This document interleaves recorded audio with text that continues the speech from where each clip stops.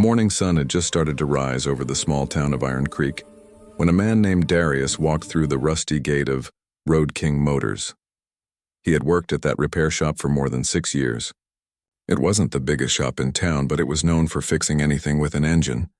Cars, bikes, trucks, even the occasional lawnmower. Darius loved it there. The smell of oil, the clatter of tools, the hum of engines, it all felt like home. He wasn't the kind of man who talked a lot. He preferred to let his work speak for him. The owner, Mr. Ray, often said, "If there's one man in this town who can bring a dead bike back to life, it's Darius." And that was true. Darius had a gift. He could listen to an engine and tell what was wrong, almost like the machine was talking to him. That morning, he was working on an old Chevy when he heard the growl of a motorcycle outside. It wasn't the usual kind of bike that came to their shop. This one was big, loud, and mean-looking, painted black with flames down the sides. A few people standing nearby stopped to look as it rumbled in. On the leather jacket of the rider, a large patch read, "HELLS Angels." The shop went quiet for a moment. Everyone knew about that motorcycle club. They were rough, loud, and didn't exactly have the best reputation around town. The man on the bike was tall, built like a tank, with a beard and eyes that looked like they'd seen too much. He parked right in front of the garage and swung his leg off the bike. Mr. Ray stepped forward, wiping his hands. "Morning, what can we do for you?" The man didn't smile. "Bike's not starting right. Cuts out at high speed. Can your guys handle it?" Mr. Ray hesitated. He glanced at the HELLS Angels patch and back at the man. Maybe. We're a bit full today." Darius, who had been watching quietly, stepped forward. "I can take a look." The man turned his head, sizing him up. For a long second, he didn't say a word. Darius could feel the weight of that stare. He'd felt it before. The quiet kind of doubt people showed when they didn't think someone like him belonged near their expensive machines. But he didn't let it bother him. The rider grunted. "Fine, just don't mess it up." Darius nodded, wheeled the bike inside, and began his work. He took his time. The bike was powerful but neglected. Rusty bolts, clogged filters, a bad spark plug. The more he looked, the more he realized it wasn't just a machine. It was someone's pride, something that carried stories. He respected that. For the next few hours, he worked in silence. The rider waited outside, pacing, talking on his phone. Every now and then, he'd peek inside and watch Darius with narrowed eyes. By noon, Darius had the engine open, cleaned the carburetor, replaced a few parts, and tightened every bolt. When he finally hit the starter, the bike roared back to life. Smooth, powerful, perfect. It sounded like thunder rolling over the hills. The rider came back in, eyebrows raised. "Well, I'll be damned," he said quietly. "That's the cleanest it's sounded in months." Darius just smiled. "It needed care, not power." The man nodded slowly, clearly impressed, but trying not to show it. "What do I owe you?" Mr. Ray came over nervous. $200 should do it." The rider handed him the cash, but before leaving, he looked at Darius again. "You're good. Real good." Then he put on his helmet and rode off, the sound of his bike echoing through the street. For a moment, everything felt normal again. Darius cleaned his hands, went back to work, and didn't think much about it. But things changed the next day. When he arrived at work, something felt off. Mr. Ray was already there, talking to 2 men in suits near the office door. As soon as Darius walked in, the room went quiet. "Morning," he said, setting down his lunchbox. Mr. Ray didn't look at him. "Darius, can I see you for a minute?" He followed him inside, unsure what was happening.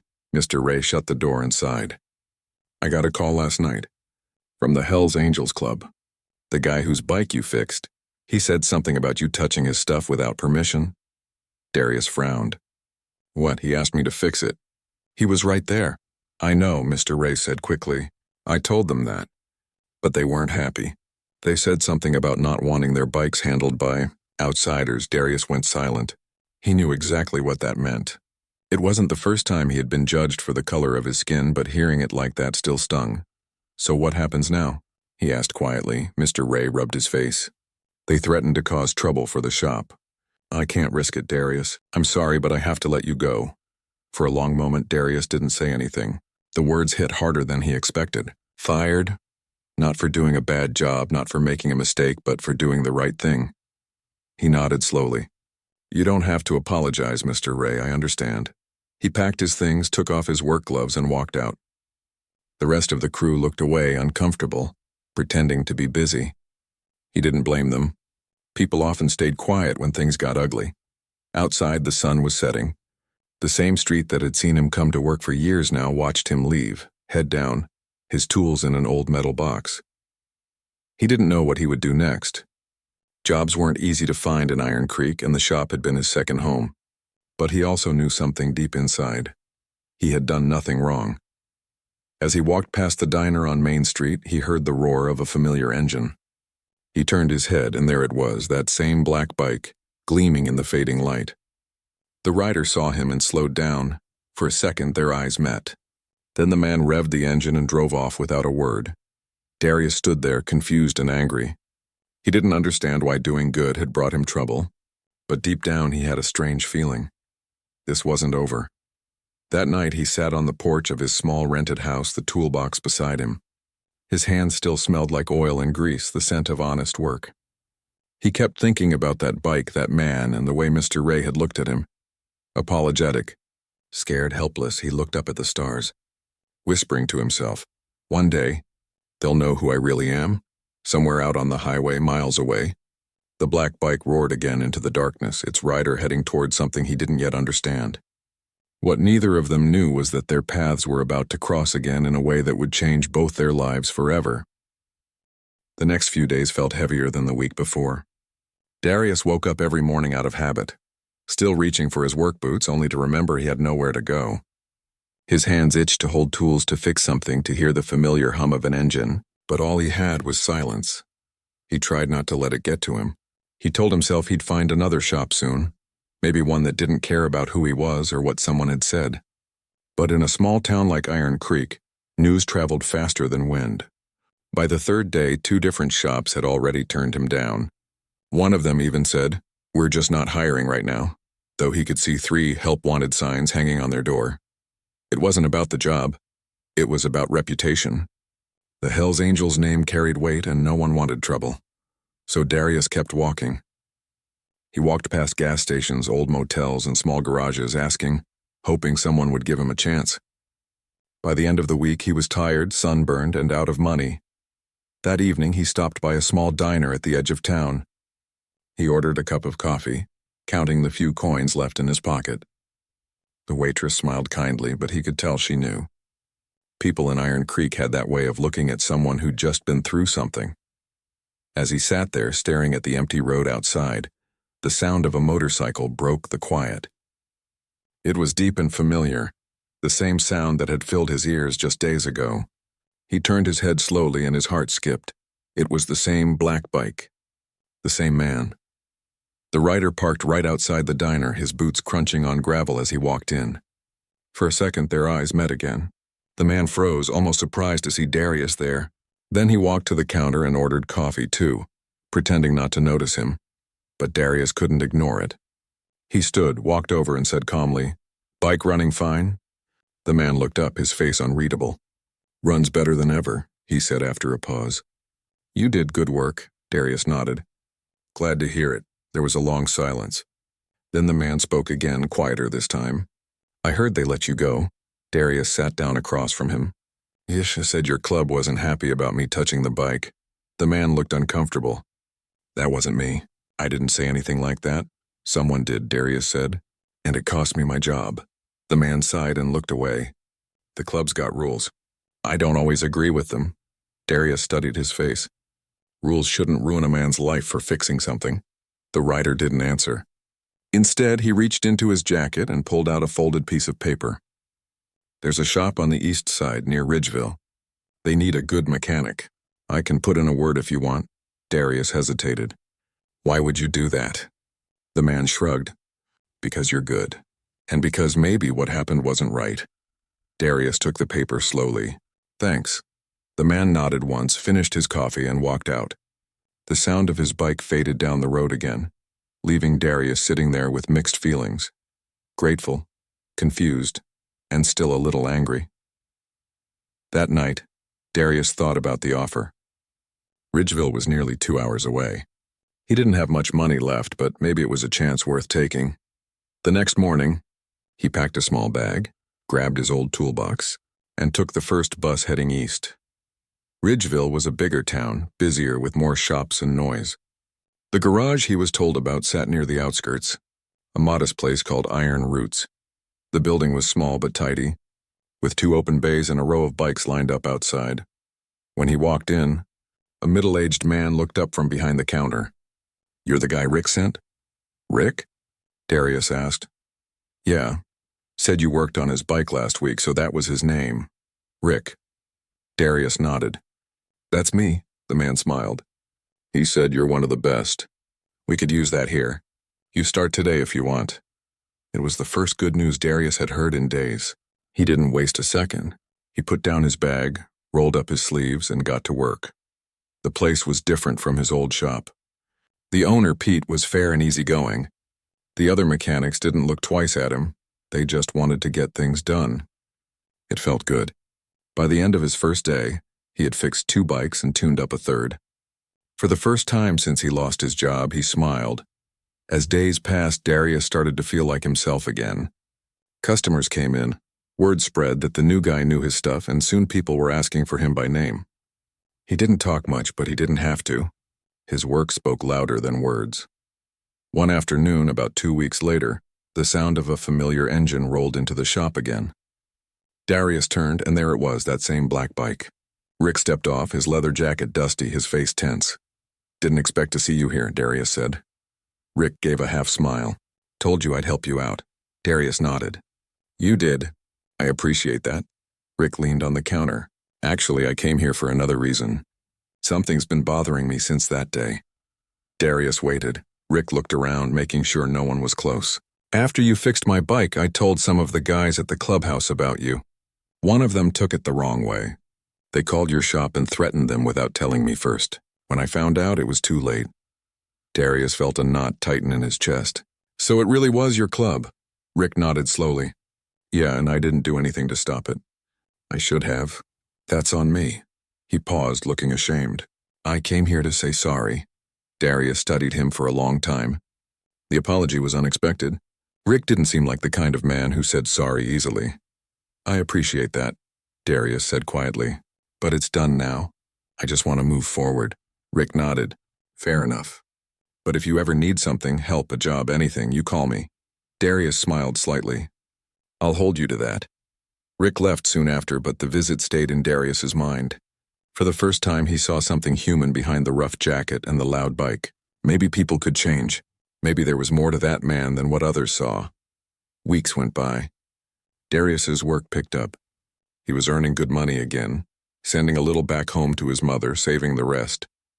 Everything seemed to be falling into place. Then one late evening, as he was locking up the shop, he noticed a van parked across the street.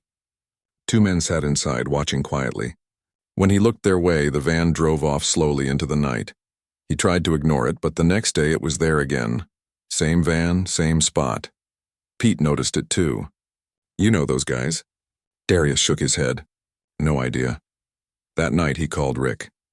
"You said if I ever needed help I could call." Rick's voice came through the line, calm but serious. "What's going on?" "Been seeing a van near the shop. Looks like they're watching me." Rick didn't hesitate. "Stay put. I'll be there." Within an hour, Darius heard the sound of multiple bikes approaching. The noise filled the night air like rolling thunder. Rick arrived with 2 riders, all wearing the same patches, headlights cutting through the darkness. They didn't come to threaten. They came to check. Rick walked around the area, scanning the street. The van was gone by then, but he knew what it meant. "Probably some guys from another chapter," he said quietly. "They must have heard about what happened. Some people don't like seeing boundaries crossed." Darius frowned. "I didn't cross anything. I fixed a bike." "I know," Rick said. "But to them, that means something else." He looked him in the eye. "You did right, and now I'll make sure no one touches you for it." That night, as the sound of bikes faded again into the distance, Darius stood outside the shop, thinking. Life had a strange way of twisting around. The same man whose bike had caused him to lose his job was now watching out for him. He didn't know what the future held, but something told him this wasn't the end of their story. It was just the beginning of something bigger, something neither of them expected. The next morning, Darius arrived at the shop early, as he always did. The air was cool and the streets were quiet, but something in the back of his mind wouldn't settle.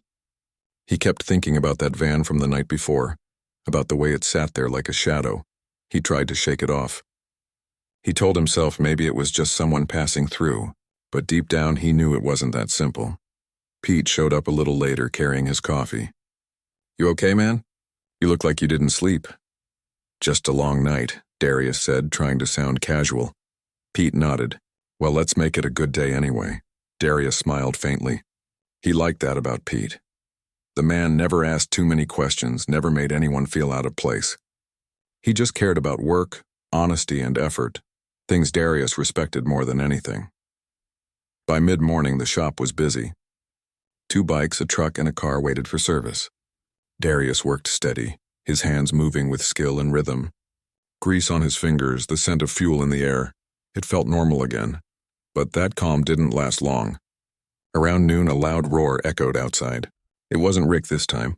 4 bikes pulled up in front of the shop, all with the same patches on their jackets. They parked close together, blocking the driveway. Pete looked up from the counter. "Friends of yours?" Darius wiped his hands and shook his head slowly. "I don't think so."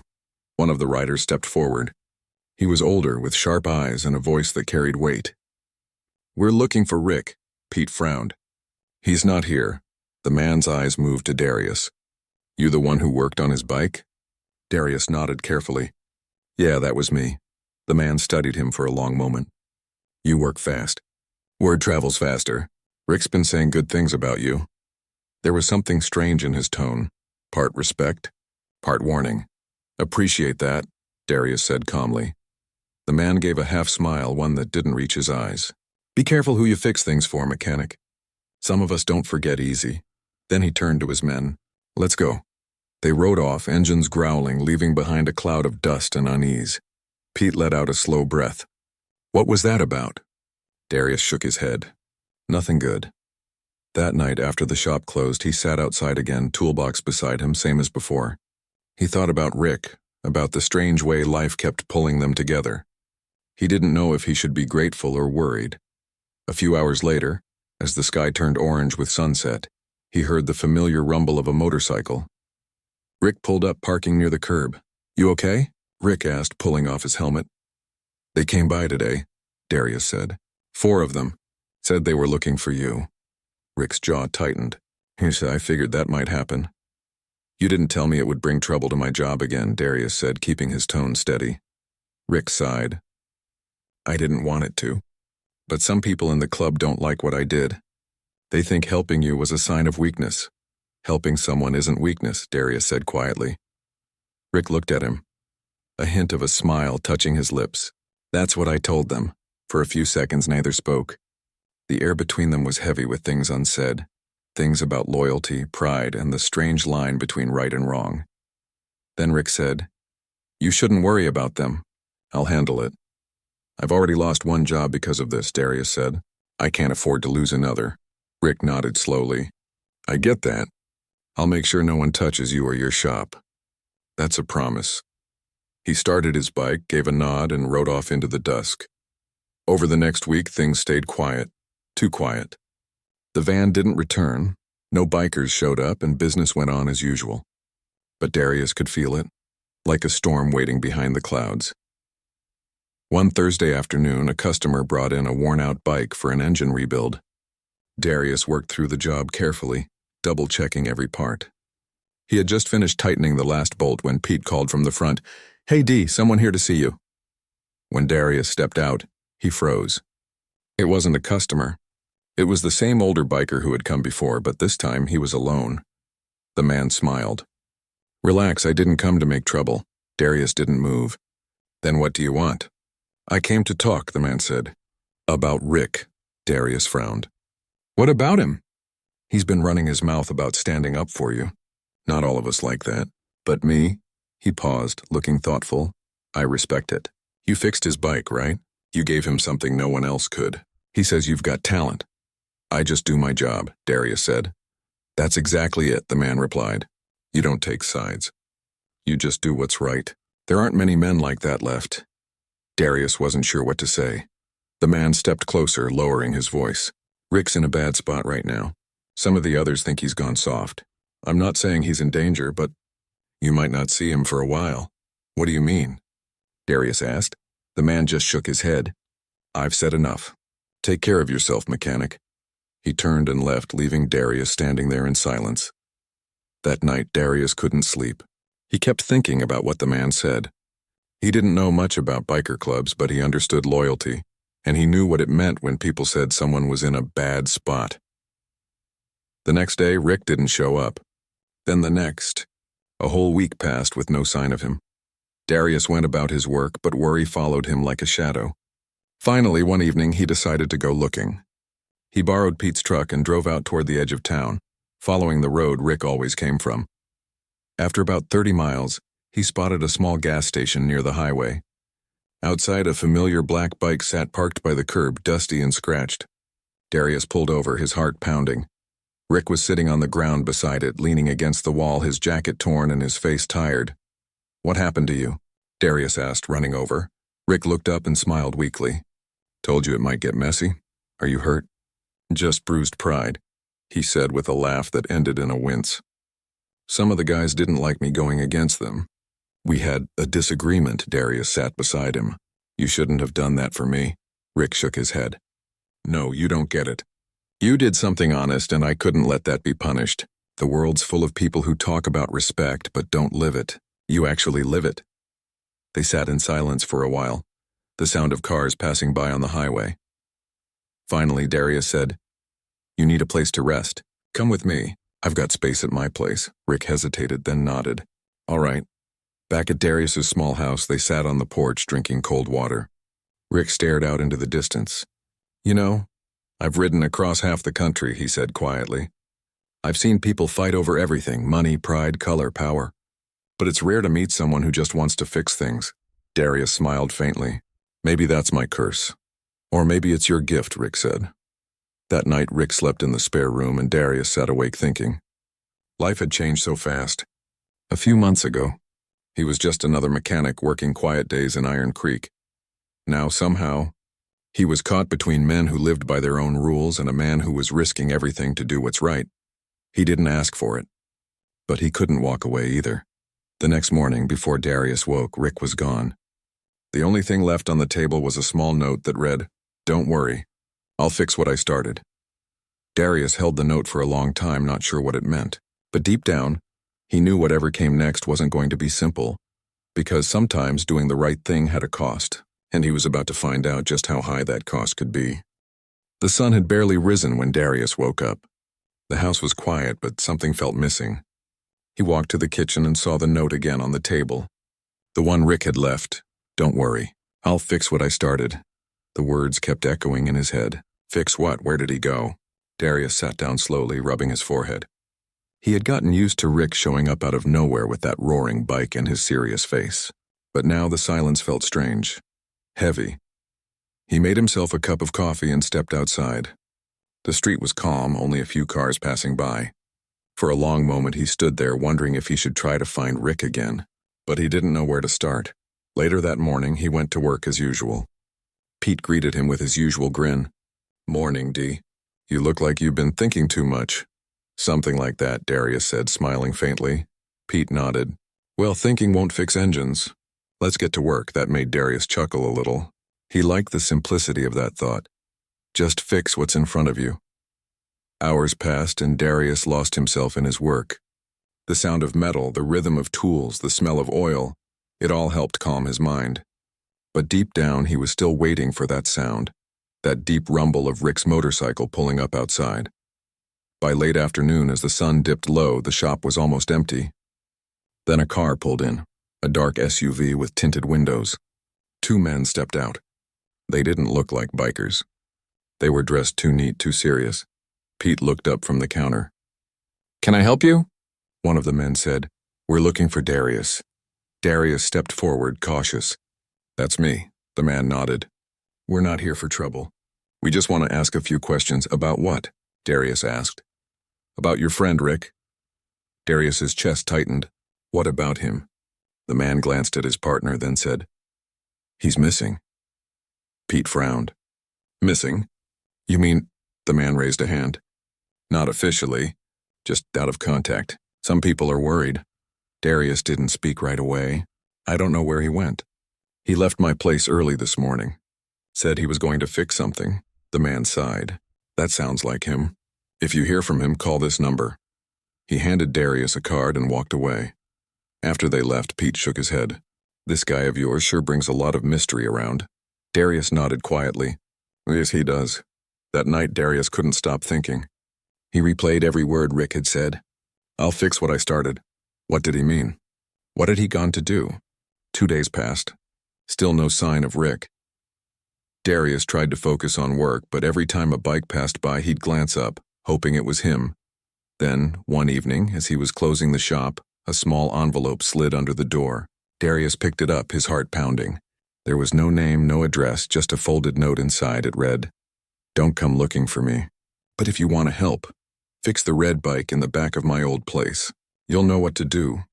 That was all. Darius didn't think twice.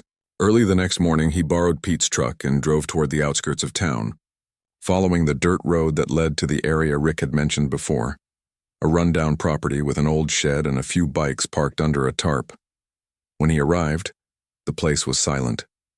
Dust floated in the sunlight. He found the red bike in the back, just like the note said. It was old but strong, clearly left unused for a while. The tank had scratches and one tire was flat. Darius knelt beside it and smiled a little. You're in bad shape, huh? He muttered. Let's fix you up. For the next few hours, he worked in complete silence. The bike felt almost symbolic, like Rick had left him a message inside it. Every bolt, every wire felt like a piece of something bigger. As he worked, he found something strange taped under the seat, an envelope with Darius's name on it. He hesitated for a moment, then opened it. Inside was a short letter written in Rick's rough handwriting. D, if you're reading this, it means I couldn't tell you in person. I went back to deal with the guys who caused all this. I don't know how it'll go, but I needed to make things right. I left you this bike because I want you to finish what I couldn't. Keep doing what you do, fix things, make them right. Don't let people's hate change who you are. Darius sat there for a long time, holding the letter. The quiet around him felt heavier now. When he finally started the bike, the engine roared to life after a few sputters. The sound filled the empty yard, echoing across the hills. Darius smiled faintly through the ache in his chest. He didn't know where Rick was, but somehow this made him feel connected. When he returned to Ridgeville later that day, Pete noticed the red bike in the back of the truck. That yours? He asked. Now it is, Darius said softly. Pete nodded. Nice ride. You keeping it? Yeah, Darius replied. It's a reminder. The days went by. Business kept growing. People respected Darius not just for his skills, but for his calm, honest way of dealing with everyone. He didn't talk much about Rick, but everyone in the shop knew that red bike meant something special. One afternoon, while he was working on a customer's car, the door opened and there stood the older biker again, the one who had warned him before. Darius straightened up. What now? The man looked tired, almost sad. I came to tell you something. Rick's alive. Darius froze. Where is he? Out west. He left the club for good. Said he's starting over. Darius let out a breath he didn't know he was holding. That's good, the man nodded. He asked me to bring you this. He handed over a small metal emblem, the same winged symbol that had been on Rick's jacket. But this one was polished and clean. He said you'd understand, the man added before turning to leave. Darius looked down at the emblem, running his fingers over it. He didn't fully understand its meaning, but he could feel the weight of it, the idea that Rick had finally broken free, that maybe, just maybe, all that chaos had led to something good. That evening, Darius closed the shop early. He rode the red bike out to the edge of town, the wind hitting his face, the sound of the engine steady and strong. The sky was painted orange and gold, and for the first time in months he felt peace. He stopped near a small overlook that faced the open road. The same road Rick had taken when they first met. He pulled the bike to a stop, shut off the engine, and just listened to the wind. In that moment, he realized something important. It wasn't about engines or clubs or even the jobs he lost and gained. It was about people, how broken they could be, how unpredictable life was, and how sometimes just doing the right thing could set things in motion you didn't expect. He smiled to himself. "You fixed it, Rick," he whispered. "You really did." The sun dipped below the hills and the world fell quiet again, except for the soft clicking of the bike's cooling engine. Darius stayed there until the stars came out, thinking about how strange life could be, how a single act of kindness could start a chain of changes no one could ever plan. When he finally rode home, the night air felt lighter, almost comforting. The red bike's headlight cut through the darkness, leading him forward. And though he didn't know what the next chapter of his life would bring, one thing was clear. He would face it with steady hands, honest work, and the same heart that had guided him through everything so far. Weeks had turned into months since Darius last heard anything about Rick. Life had begun to fall back into its usual rhythm, but something in him had changed. He no longer just fixed engines. He listened to them, treated each one like a person with a story. Maybe that came from the way Rick had taught him that behind every machine was someone's pride, pain, or dream. Business was steady, sometimes even better than before. People in town trusted him. The same customers who once looked at him with hesitation now greeted him with easy smiles. Some brought coffee, others came just to talk while he worked. But even with things going well, there were days when the silence got heavy. Sometimes late at night, Darius would sit on the porch and stare at the red bike parked near his shop. He'd start the engine just to hear it rumble, not to ride anywhere, just to remind himself that it was still alive. And so was the story it carried. One morning, as he was organizing tools, a young man walked into the shop. He couldn't have been more than 20, tall and lean with a nervous energy about him. "You Darius?" he asked. "Yeah, that's me," Darius said, wiping his hands. "What can I do for you?" The young man hesitated. "I was told you could fix anything." Darius smiled a little. "That's a bold claim. Let's see what you've got." Outside, the young man pointed to an old pickup truck. The hood was rusted, the engine looked tired, and it clearly hadn't run in years. "It belonged to my dad," he said softly. "He used to take me fishing in it before he passed. I just want it running again." Darius looked at the truck for a long moment, then nodded. "We can make that happen."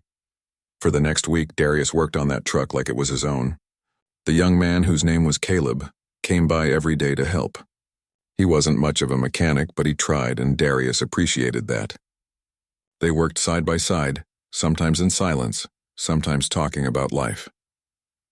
One afternoon, while tightening a bolt, Darius asked, "So, who told you about me?" Caleb shrugged. "A guy I met on the road a while back. Said if I was ever near Ridgeville and needed something fixed, I should find a man named Darius. Said you'd help me." Darius paused, his heart skipping a beat. "Did this guy have a bike?" "Yeah," Caleb said. "A red one. He said he used to ride with some rough folks, but was done with that life." Darius smiled slowly. "Sounds like someone I know." Caleb looked curious. "You know him?" "Yeah," Darius said quietly. "He's an old friend." That night, when he finished the truck, Darius stood in front of it for a long time, watching the headlights glow softly in the dim shop light.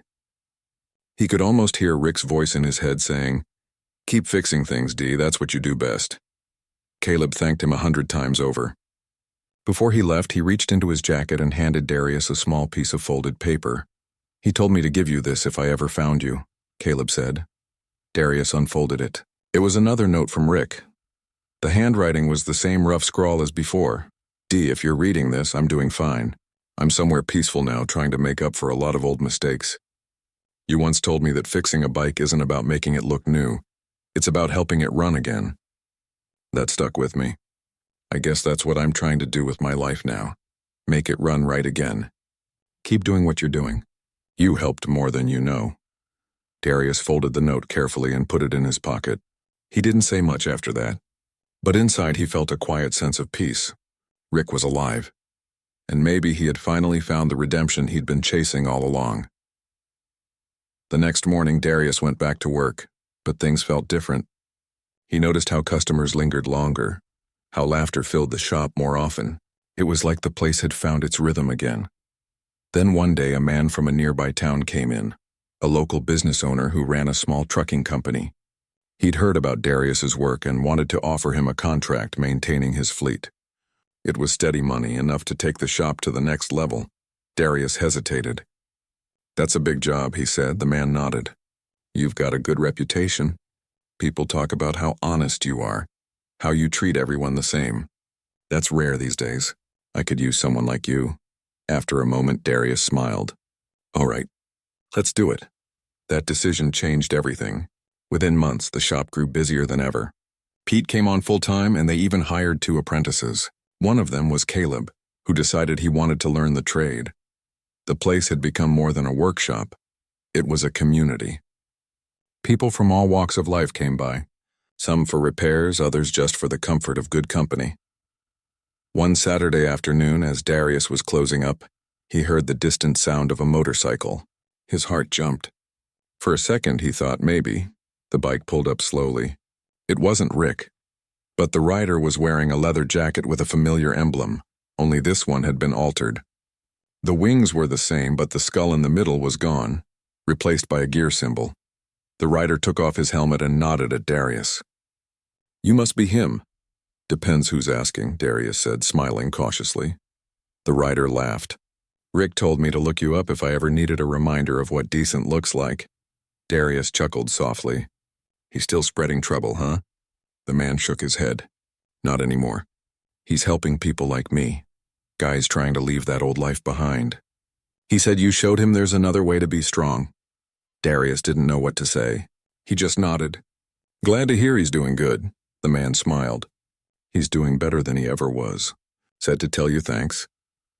As the rider left, Darius stood there watching the road, the sound of the bike fading into the evening air. He looked down at his hands, grease-stained, rough but steady. That night he took out all the letters Rick had ever sent and laid them on the table.